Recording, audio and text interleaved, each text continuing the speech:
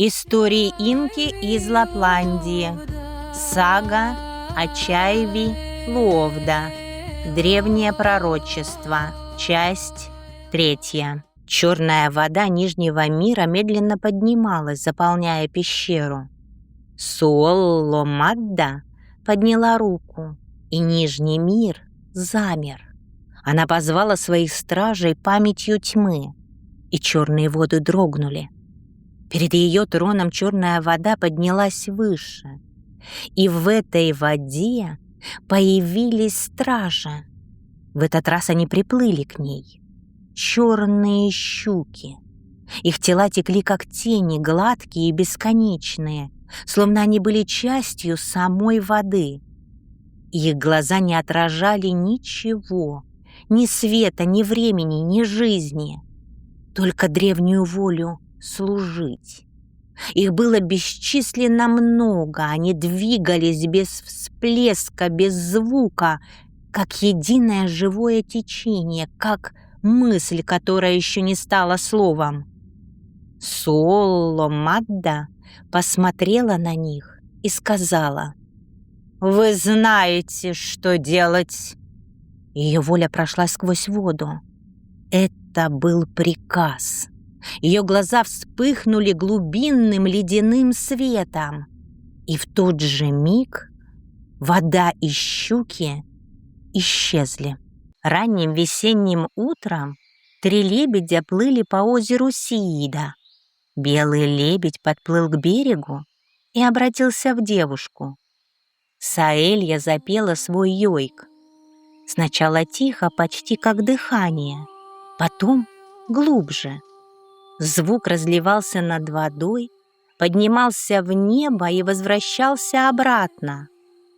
Каждое утро Гувла слушал с любовью йойк Саэльи, а рядом с ним маленький лебедь Чайви Луовда медленно скользила по воде, впитывая звук, как свет. Озеро дышало вместе с йойком, но под гладью воды что-то изменилось. Сначала едва заметно. Стражи Суолломадды в этот раз пришли не с неба и не сквозь тени. Они поднялись из глубин. Под озером Сиида протекали древние подземные воды, связывающие средний мир с нижним. По этим водам стражи проникли в озеро. Глубина дрогнула, словно само озеро на мгновение вспомнило Нижний мир. Стая черных щук плыла беззвучно. Йойк Саэльи становился сильнее, он заполнял все вокруг. И именно поэтому никто не услышал того, что происходило внизу. Где проплывали черные щуки, вода темнела, словно забывала, что значит сияние. Эти стражи подчинялись приказу Суолломадды. Темное пятно двигалось под водой, сливаясь с глубиной. Оно вытягивалось, меняло форму, рассыпалось на тени и снова собиралось в одно целое. Под озером двигалась тень. Она ускорилась и поплыла в одном направлении. Чайви Луовда отплыла в сторону, не из страха, не из любопытства, а потому что почувствовала зов, тихий, как тень звука. Она скользнула к камышам туда, где отражение становилось темнее. Маленький лебедь Чайви Луовда не почувствовала опасности, потому что была рождена из равновесия, потому что не знала страха. И в этот миг стражи схватили ее за лапы и потащили под воду в глубины Нижнего мира. В тот же миг Саэлья почувствовала неладное. Ее йойк оборвался. Вода у камышей сомкнулась. Слишком спокойно, слишком тихо, словно Ничего не произошло. Лишь круги медленно расходились по поверхности озера Сиида и исчезли. Гувлас резко поднял голову. Он почувствовал пустоту, ту самую, что когда-то жила в нем. «Чайви! Ловда!» — крикнула Саэлия и обратилась в белого лебедя. Ответа не было, только тишина. Ее нигде не было. Она исчезла. Гувлас и Саэлья взлетели над озером и увидели в камышах небольшое черное пятно, которое быстро растворилось. Гувлас понял, это была тьма. «Нижний мир! Моя мать забрала ее!» Он, не раздумывая, ринулся вниз, прямо в озеро Сиида, в ту точку, где исчезло черное пятно. Он взлетел в воду, но она вытолкнула его. Он нырнул снова, и снова, и еще, туда, где когда-то он был своим. Но теперь все изменилось. Тьма не открывалась. Граница была закрыта. Гувлас рванулся снова, еще сильнее, но ничего не происходило. Он больше не принадлежал Нижнему миру и не имел права туда вернуться. На берегу стояла шаманка Инка.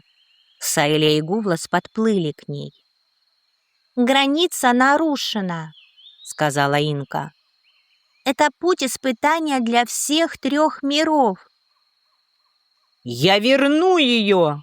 — решительно сказал Гувлас. Саэлия посмотрела на него. В глазах белого лебедя были слезы. И впервые в ее взгляде был не только свет.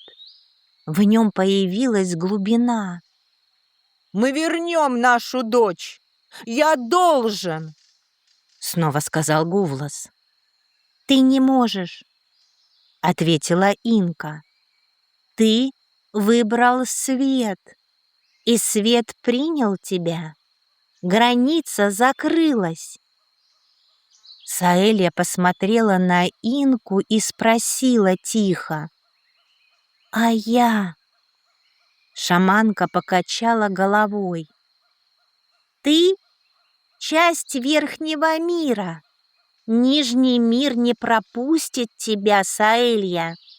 Есть только один путь», — ответила Инка. Инка подняла перед собой древний камень аметист, сияющий мягким, таинственным светом.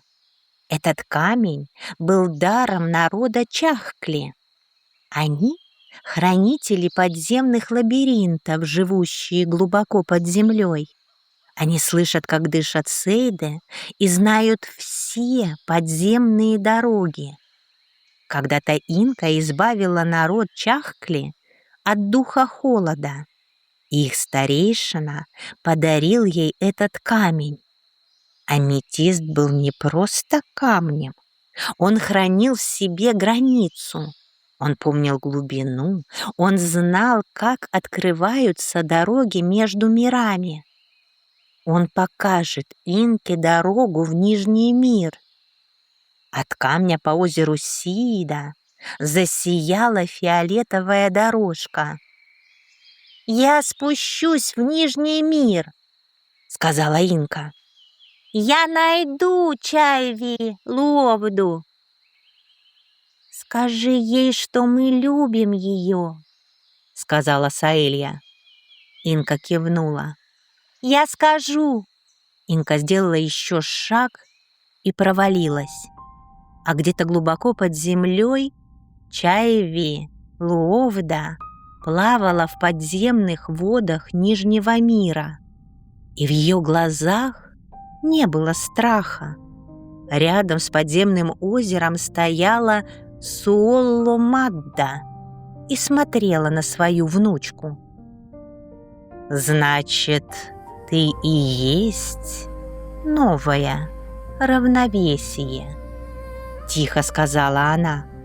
И в этот момент Страж сообщил матери безмолвия, что шаманка Инка спустилась в Нижний мир и ищет Чайви Ловду.